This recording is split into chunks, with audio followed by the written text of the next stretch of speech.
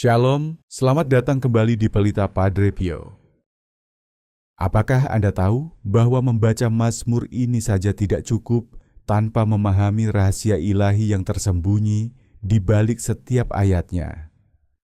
Dalam video ini, kita akan berjalan bersama melalui setiap ayat, bukan hanya untuk membacanya, tetapi untuk membiarkannya terbuka perlahan dan mengungkapkan rahasia yang ditanamkan Daud bagi jiwa yang lelah hati, bagi jiwa yang hancur, dan bagi orang percaya yang siap berjalan dalam kelimpahan.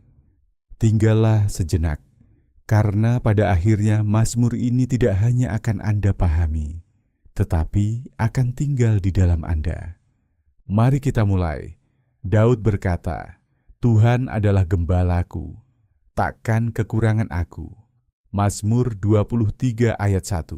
Dan hanya dengan beberapa kata itu, ia membuka sebuah misteri ilahi yang telah memberi makan jiwa dari generasi ke generasi, namun masih berbicara dengan api yang segar dan air hidup bagi mereka yang berani mendekat, cukup untuk mendengar bisikannya. Ini bukan sekadar puisi, ini adalah nubuat. Ini bukan hanya penghiburan. Ini adalah perjanjian. Daud tidak berbicara sebagai seorang raja di sini, bukan sebagai seorang pejuang, bukan sebagai pembunuh raksasa, tetapi sebagai seekor domba. Dan itu mengubah segalanya. Karena ketika ia berkata Tuhan adalah gembalaku, ia tidak sedang mengklaim ritual, ia sedang mengklaim hubungan. Ia tidak hanya mengakui keberadaan Tuhan, ia menyerahkan diri kepada kepemimpinannya. Ia tidak mengatakan ada seorang gembala, atau aku mengagumi gembala itu. Ia berkata, Tuhan adalah gembalaku. Dan dengan satu kata itu, milikku. Daud meletakkan mahkota ego, kebutuhan untuk mengendalikan, dan mengambil tempatnya yang benar di bawah tuntunan ilahi. Ini adalah rahasia kepemilikan. Karena siapapun yang memiliki arah Anda, memiliki hidup Anda. Siapapun yang Anda ikuti menentukan kemana Anda akan berakhir. Seorang umat pernah datang kepada Padre Pio dan berkata, "Padre, aku berdoa setiap hari, tetapi hatiku tetap gelisah." Padre Pio menatapnya dengan tenang, lalu berkata, "Anakku, engkau banyak berbicara kepada Tuhan, tetapi engkau belum menyerahkan dirimu kepadanya." Umat itu bertanya kembali, "Apa yang harus aku lakukan, Padre?" Padre Pio menjawab, "Jangan hanya mencari jawaban, carilah gembala, maka engkau akan menemukan jalan." Dan alasan mengapa begitu banyak dari kita merasa cemas, merasa lelah, merasa tidak terpenuhi, bukan karena kita kekurangan gembala, tetapi karena kita tidak pernah menjadikannya milik kita. Kita mengutip ayat itu, tetapi kita tidak menjalani janjinya. Kita hidup didorong, tetapi tidak dipimpin. Dan inilah perbedaannya. Ketika Anda didorong, Anda bergerak oleh tekanan. Ketika Anda dipimpin, Anda bergerak oleh damai. Ketika Anda didorong, Anda bereaksi terhadap keadaan. Ketika Anda dipimpin, Anda menjalankan perintah suara. Seekor domba tidak menentukan jalannya sendiri, ia mengikuti, dan dalam mengikuti, ia menemukan pemeliharaan. Anda tidak akan sampai pada aku tidak akan kekurangan, sampai Anda terlebih dahulu tunduk pada Tuhan adalah gembalaku. Itu bukan hanya teologi, itu adalah penyelarasan ilahi. Jiwa Anda seperti kompas rohani, ia dapat menghitung arah, ia dapat mencoba mengubah rute. Tetapi hanya ketika jiwa Anda tetap terhubung dengan Tuhan, Sang Gembala yang berdaulat, jiwa Anda akan bergerak dengan kepastian dan damai sejati. Seringkali jiwa kita mencoba berjalan sendiri, tanpa membiarkan Tuhan, Gembala sejati, menuntun setiap langkah. Saat kita tidak menyerahkan diri sepenuhnya, gelisah dan kecemasan mulai menyelimuti hati. Kita bergumul dengan keputusan, meminta pendapat banyak orang, tetapi jarang bertanya langsung kepada Gembala. Tetapi ketika Anda hidup dipimpin, Anda tidak panik atas pintu yang tertutup. Anda memuji Dia untuk pengalihan ilahi. Ketika Tuhan benar-benar menjadi gembala Anda berhenti hidup seperti yatim dalam mode bertahan hidup dan mulai bergerak seperti seorang anak yang tahu bahwa tangan Bapa ada dalam setiap detail langkah Anda. Dan itulah sebabnya Daud dapat dengan berani menyatakan, "Aku tidak akan kekurangan." Bukan karena jalannya mulus, bukan karena lembah gelap tidak pernah datang, bukan karena pengkhianatan tidak pernah mengunjungi, tetapi karena kehadiran gembala. Berarti pemeliharaan bukanlah pilihan, itu adalah jaminan. Bahkan ketika Daud berada dalam kekurangan, ia tidak kekurangan. Bahkan ketika Saul memburunya seperti mangsa, tangan gembala tetap memegangnya dengan setia. Aku tidak akan kekurangan. Tidak berarti Anda memiliki segala yang Anda inginkan. Itu berarti Anda tidak kekurangan apapun yang Anda butuhkan ketika Anda tunduk kepada Dia yang menyediakan. Jika Tuhan tidak memberikannya, Anda tidak membutuhkannya. Jika Dia menahannya, itu adalah berkat yang tersembunyi. Ketika Anda menyelaraskan diri Anda di bawah pemeliharaannya, Anda melangkah ke dalam kecukupan ilahi. Dan kemudian Daud berkata, "Ia membaringkan aku di padang yang berumput hijau. Ia menuntun aku ke air yang tenang." Mazmur 23 ayat 2. Dan disinilah misteri semakin dalam. Karena sekarang kita tidak hanya melihat Tuhan sebagai gembala, kita melihat Dia sebagai pengatur kedaulatan dari ketenangan. Dia tidak menyarankan agar Anda berbaring. Dia membuat Anda berbaring. Itu bukan kelemahan, itu adalah strategi rohani. Ini adalah rahasia perhentian. Terkadang apa yang Anda sebut berhenti sementara sebenarnya adalah sentuhan lembut Tuhan yang menuntun. Terkadang, apa yang terasa seperti penundaan adalah perlindungan ilahi. Terkadang, ketenangan bukanlah ketiadaan takdir, itu adalah persiapan untuknya. Jika hati Anda sedang lelah dan jiwa Anda sedang mencari ketenangan, tuliskan doa sederhana ini di kolom komentar dengan iman. Tuhan, tuntun aku dalam perhentian-Mu dan ajar aku percaya pada waktu-Mu. Jangan hanya menulisnya, tetapi ucapkanlah perlahan di dalam hati Anda, karena Tuhan melihat kerinduan yang tersembunyi, dan Ia mendengar doa yang tidak terucap. Kita hidup di dunia yang terikat pada gerakan, kebisingan yang terus-menerus, guliran tanpa akhir, budaya kesibukan yang menenggelamkan kelelahan. Tetapi Tuhan berkata, "Berbaringlah. Biarkan aku memulihkan apa yang kesibukan telah rusak. Biarkan aku menenangkan suara-suara yang bersaing dengan bisikanku. Padang itu hijau, tetapi hanya ketika engkau berhenti cukup lama untuk menyadarinya. Airnya tenang, tetapi hanya jika engkau membiarkan aku menuntunmu di sampingmu. Engkau mencoba melawan pertempuran yang tidak pernah aku tugaskan kepadamu. Engkau mencoba mengetuk pintu yang sudah aku kunci. Engkau mendorong maju dalam daging. Ketika aku memanggilmu untuk berhenti dalam roh, itulah sebabnya doamu terasa kering. Itulah sebabnya sukacitamu bocor. Karena perhentian bukanlah pilihan, itu adalah oksigen rohani.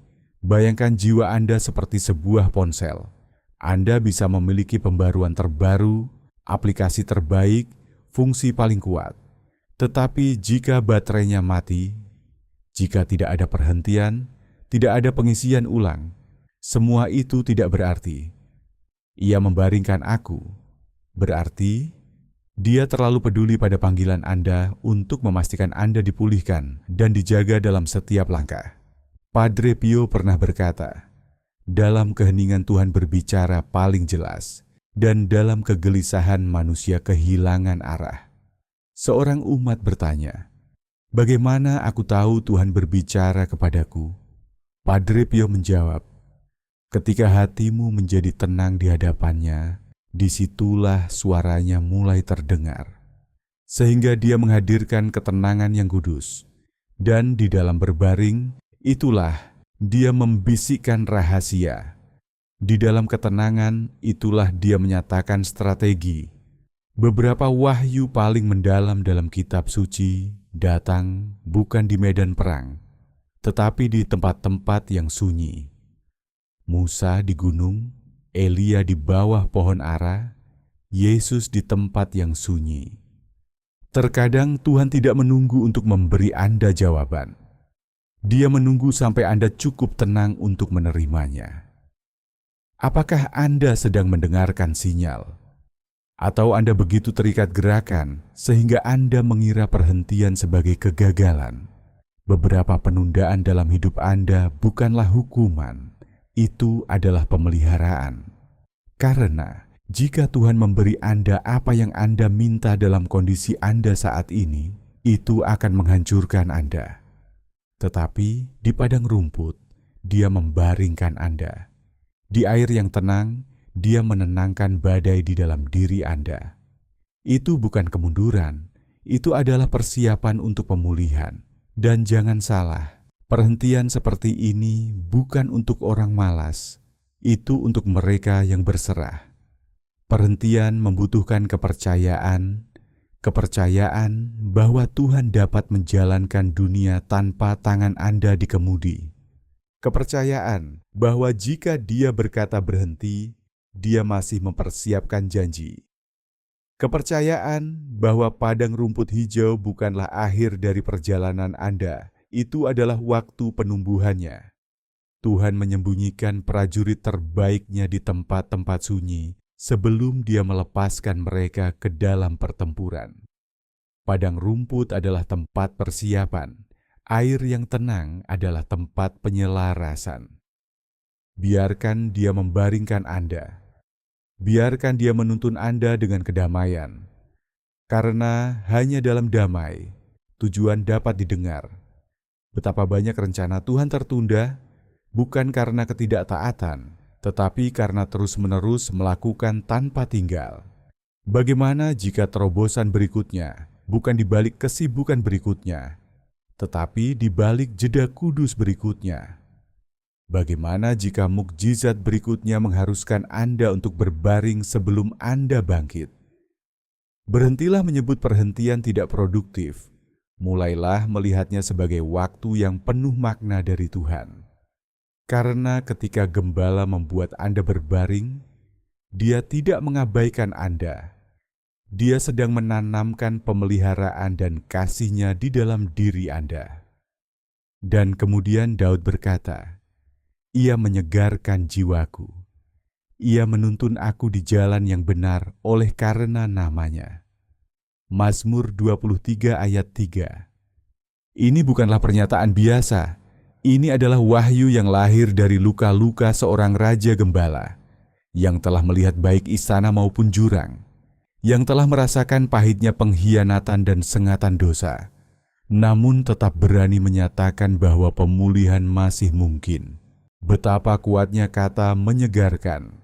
Itu tidak mengatakan memperbaiki. Itu tidak mengatakan mengubah ulang, itu tidak mengatakan memulai ulang, itu mengatakan memulihkan. Dan rahasia dalam ayat ini adalah bahwa pemulihan bukanlah Tuhan menempatkan Anda kembali ke tempat sebelum Anda jatuh. Itu adalah Tuhan mengangkat Anda ke dalam apa yang selalu Dia maksudkan, bahkan melalui apa yang mencoba menghancurkan Anda. Pemulihan berarti Tuhan tidak mengukur dengan masa lalu Anda untuk menentukan masa depan Anda. Dia mengambil potongan-potongan yang hancur, rasa malu, trauma, pengkhianatan, kegagalan, luka batin, dan membangun sesuatu yang lebih indah daripada yang dapat Anda bangun dengan kekuatan Anda sendiri. Dan perhatikan ini, Ia memulihkan bukan karier Anda, bukan uang Anda, bukan posisi Anda, tetapi jiwa Anda. Bagian dari diri Anda yang menangis dalam diam sambil tersenyum di depan umum. bagian dari diri Anda yang terus berfungsi ketika iman Anda retak, inti terdalam yang tak terlihat dan kudus dari siapa diri Anda. Dia tidak hanya mengubah keadaan sekitar Anda, dia memperbarui jiwa Anda. Padre Pio pernah berkata dengan lembut kepada seorang wanita yang datang dengan hati hancur, "Saya telah kehilangan segalanya. Saya merasa tidak ada lagi yang tersisa dalam diri saya." Lalu Padre Pio menatapnya dalam keheningan yang dalam dan berkata, "Jika jiwamu masih bisa menangis kepada Tuhan, maka Anda belum kehilangan apapun, karena dari situlah Tuhan memulai pemulihan." Wanita itu terdiam lalu berkata, "Apakah Tuhan masih mau menerima saya?" Padre Pio menjawab, "Anakku, Tuhan tidak menunggu Anda sempurna untuk memulihkanmu. Dia memulihkanmu karena Dia mengasihimu. Karena sampai jiwa Anda utuh, tidak ada yang Anda sentuh dapat benar-benar berkembang. Anda bisa sukses dan tetapi hancur. Anda bisa dipuji dan tetapi kosong. Anda bisa sibuk dan tetapi terluka. Tetapi ketika Tuhan memulihkan jiwa Anda, Dia menyelaraskan identitas Anda dengan rencananya bagi hidup Anda. Dia menenangkan kekacauan di dalam diri Anda, sehingga Anda dapat berjalan dengan damai melewati badai di sekitar Anda. Anda menjadi teguh, bukan karena hidup berhenti mengguncang, tetapi karena Anda telah berlabuh. Dan kemudian Daud berkata, "Ia menuntun aku di jalan kebenaran oleh karena namanya." Renungkanlah ini, karena ini penting sekali. Setelah Tuhan memulihkan jiwa Anda, Dia tidak membiarkan Anda tersesat tanpa arah. Dia menuntun Anda dengan tujuan, untuk tujuan. Dia menuntun Anda di jalan-jalan, bukan hanya satu, oleh karena namanya. Itu berarti Dia tidak hanya tertarik pada kenyamanan Anda, Dia menaruh perhatian penuh pada panggilan Anda. Dia tidak hanya memperbaiki Anda untuk diri Anda, Dia menuntun Anda karena namanya dipertaruhkan ketika Dia mengambil alih hidup Anda. Dan ketika Tuhan menaruh namanya pada sesuatu, Dia tidak gagal. Ketika Tuhan menaruh namanya atas Anda tidak lagi berjalan dengan kekuatan Anda sendiri. Anda sedang dituntun dalam kebenaran, karena namanya terikat dalam pemulihan Anda. Padre Pio pernah menasihati seorang pemuda yang bingung dengan arah hidupnya. "Saya takut memilih jalan yang salah, Padre." Padre Pio menjawab dengan tegas namun penuh kasih. "Jika engkau berjalan bersama Tuhan, tidak ada jalan yang sia-sia. Bahkan jalan yang tampak salah akan dipakai Tuhan untuk membentukmu." Pemuda itu bertanya lagi, "Bagaimana saya tahu saya sedang dituntun?" Padre Pio berkata, "Ketika hatimu mulai memilih kebenaran meski itu sulit, disitulah Tuhan sedang menuntunmu." Jadi jangan berpikir Tuhan telah meninggalkan Anda hanya karena jalannya sempit dan sulit. Jalan kebenaran tidak selalu mudah, tetapi selalu strategis. Itu mungkin tidak populer, tetapi kudus. Itu mungkin tidak gemerlap, tetapi ilahi. Dan Dia menuntun Anda, bukan menyeret Anda. Anda tidak dipaksa, Anda sedang dibentuk. Dan kemudian Daud mengatakan sesuatu yang mengguncang jiwa. "Sekalipun aku berjalan dalam lembah kekelaman, aku tidak takut bahaya, sebab Engkau besertaku, gadamu dan tongkatmu, itulah yang menghibur aku." Mazmur 23 ayat 4. Ayat ini sebuah pernyataan, sebuah pengakuan, sebuah senjata rahasia bagi jiwa. Karena ayat ini tidak menghindari kenyataan. Daud tidak melukiskan gambaran dongeng. Ia mengakui lembah itu. Ia tidak berkata, "Jika aku berjalan," ia berkata, "sekalipun aku berjalan." Yang berarti lembah bukanlah pilihan. Itu tidak terelakkan. Jika Anda hidup cukup lama, Anda akan berjalan melaluinya. Anda mungkin berjalan melalui lembah depresi. Anda mungkin berjalan melalui lembah duka cita. Anda mungkin berjalan melalui lembah penolakan atau pengkhianatan. Dan Anda mungkin berjalan dengan luka batin masih ada di dalam diri Anda. Tetapi dengarkan kuncinya. Anda sedang berjalan melaluinya. Anda tidak mendirikan tenda. Anda tidak membangun rumah. Anda tidak mati di sana. Lembah bukanlah tujuan. Itu adalah jalan yang harus dilalui. Dan inilah rahasia yang kuat. Lembah memiliki bayangan. Dan bayangan hanya ada ketika cahaya hadir. Jadi bahkan di lembah tergelap sekalipun, ada bukti bahwa terang Tuhan itu dekat. Lembah itu gelap, tetapi tidak tanpa cahaya. Itu menyakitkan, tetapi tidak tanpa harapan. Karena dia berjalan beserta Anda. Padre Pio pernah berkata kepada seorang pria yang kehilangan keluarganya, "Padre, saya merasa Tuhan meninggalkan saya di lembah ini." Padre Pio menjawab dengan suara yang dalam, "Tidak, anakku. Jika engkau masih bisa merasakan kesedihan itu berarti Tuhan masih berjalan bersamamu di dalamnya." Pria itu menangis dan berkata, "Mengapa terasa begitu gelap?" Padre Pio menjawab, "Karena engkau sedang berjalan, bukan berhenti. Teruslah berjalan, Tuhan ada di setiap langkahmu. Dan ketika Tuhan beserta Anda, ketakutan harus pergi. Ketika Tuhan beserta Anda, kejahatan tidak dapat menang. Ketika Tuhan beserta Anda dapat berjalan melalui apa yang membunuh orang lain. Bukan karena Anda lebih kuat, tetapi karena Anda tidak sendirian. Inilah rahasia kehadiran. Ini bukan tentang melarikan diri dari lembah. Ini tentang menjalaninya bersama Tuhan. Ini bukan tentang diluputkan dari api. Ini tentang mengetahui bahwa ada penyertaan di dalam nyala api. Dan ini mengubah segalanya. Karena jika Anda benar-benar memahami bahwa Anda tidak pernah sendirian, ketakutan Anda akan mengecil, keraguan Anda akan diam, jiwa Anda akan beristirahat, hadirat Tuhan mengelilingi Anda, menopang Anda, memberi kekuatan kepada Anda. Jadi, jika Anda sedang berada di lembah hari ini, jangan mengutuknya, jangan takut kepadanya, berjalanlah melaluinya. Kesaksian Anda sedang menunggu di seberang.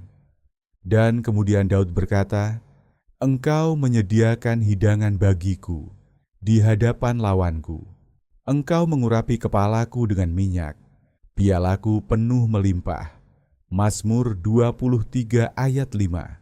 Sekarang kita memasuki tanah yang kudus. Karena ayat ini beralih dari pergerakan kepada pernyataan nyata. Dari berjalan melalui rasa sakit kepada berpesta dalam hadirat. Dan inilah pewahyuan. Tuhan tidak menunggu musuh-musuhmu menghilang sebelum Dia memberkatimu. Dia menyediakan meja di hadapan mereka. Dia tidak menyembunyikannya. Dia tidak menundanya. Dia mengumumkannya. Inilah rahasia kemenangan. Bukan bahwa Tuhan menghapus semua masalah Anda, tetapi bahwa Dia memberkati Anda di tengah-tengahnya. Dan renungkanlah ini, meja itu bukan hanya makanan. Itu adalah persekutuan, itu adalah pemeliharaan, itu adalah strategi, itu adalah kelimpahan, dan itu telah disiapkan. Itu berarti telah dipersiapkan sebelumnya. Sebelum Anda melihat musuh, Tuhan sudah melihat perjamuan. Sebelum Anda diserang, Dia sudah merencanakan pengangkatan Anda. Itulah sebabnya Anda tidak boleh menyerah di lembah, karena ada meja yang menanti Anda. Padre Pio pernah berkata kepada seorang pria yang dikhianati sahabatnya, "Mengapa Tuhan tidak menyingkirkan musuh saya?" Padre Pio menjawab dengan tenang, "Karena anakku, Tuhan tidak sedang melatihmu untuk hidup tanpa musuh, tetapi untuk tetap diberkati di hadapan mereka." Pria itu berkata lagi, "Padre, bagaimana saya bisa tenang ketika mereka melawan saya?" Padre Pio menjawab, "Duduklah di meja yang Tuhan siapkan, jangan berdiri di medan yang Tuhan tidak perintahkan." Dan kemudian Daud berkata, "Engkau mengurapi kepalaku dengan minyak." Pada zaman itu, minyak melindungi kepala domba dari hal-hal kecil yang tidak terlihat, tetapi perlahan merusak. Begitu pula jiwa manusia. Seringkali bukan luka besar yang menghancurkan, tetapi bisikan kecil yang terus masuk tanpa disadari. Ketika Tuhan mengurapi, Ia tidak hanya memberkati, Ia menjaga.